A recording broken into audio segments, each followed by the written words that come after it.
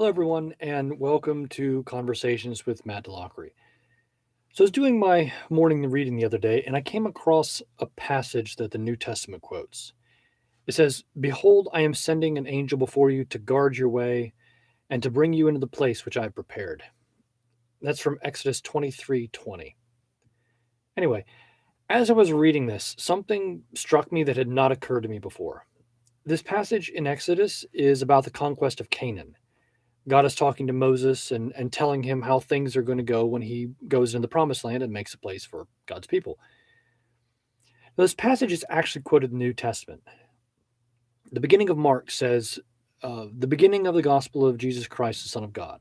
As it is written in Isaiah the prophet, "Behold, I send my angel before your face who will prepare your way.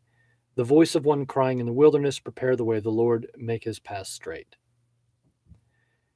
Now, I want to point out something that you might have noticed. Mark says that the passage is from Isaiah, and that is actually correct.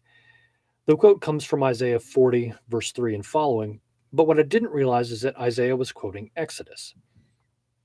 So part of this is actually coming from Exodus and the conquest of Canaan and how all that was supposed to happen. Uh, Briefly, for those of y'all who don't know what the conquest of Canaan is, let me catch you up. The people of Israel have been living in Egypt for a very long time, and they eventually had become slaves to Pharaoh, the king. Then God sent a bunch of plagues and led his people out in the wilderness and was preparing to move them into the promised land. And this promised land, by the way, is roughly where modern day Israel is. Now, one big problem with entering the promised land is that there were already people living there. So this was going to have to be a period of conquest or war to take the promised land. And this is what God was describing in Exodus 23. He was telling Moses that he, God, would send his angel or messenger, they're the same word, angel means messenger, ahead of Moses. The angel messenger figure was going to guard Israel and protect them. Now, what's interesting, and what just occurred to me when I was reading this passage, is that Mark connects this promise with Jesus. He was making a deliberate reference back to the conquest of Canaan. Mark was trying to say that the purpose of Jesus' ministry was to lead God's people into the promised land. But think about the irony of this. The people of Israel were already living in the promised land, right? In the first century, they were literally living in Israel. So, what promised land was Mark talking about? Where was Jesus planning on leading them? Now, the Jewish leaders had some thoughts about this. They thought that while Israel was living in the promised land, something still wasn't right.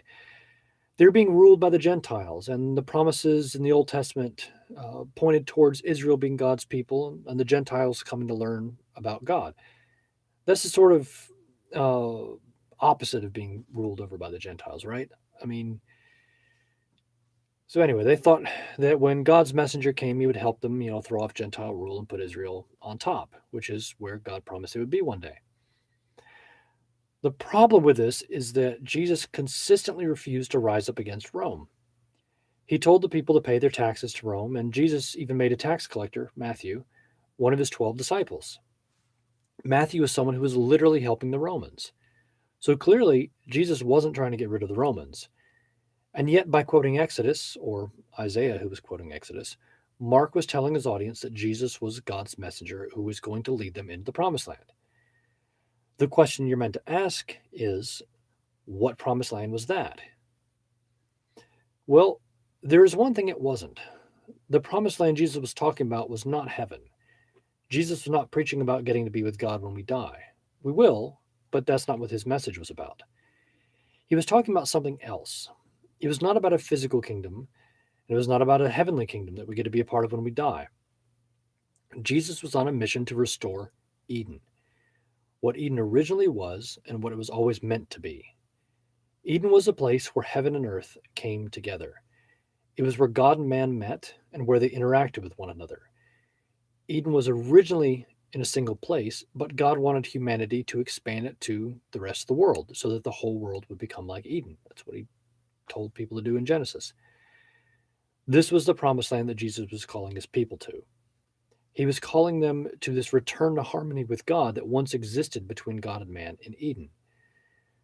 This would not be connected with one particular nation. Anyone could be a part of it. And it was not a particular place. It wasn't about being located in a single unique spot. But like the command to humanity in the garden, they would be given the task of spreading this Eden, this connection with God, throughout the world, helping people everywhere know God and restoring this connection between heaven and earth.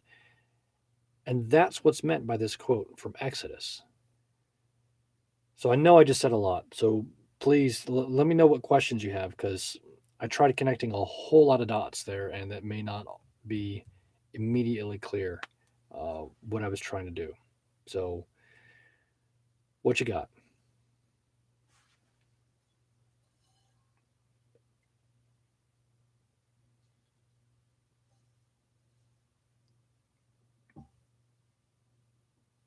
All right. Well, no questions today. So, thank y'all for coming.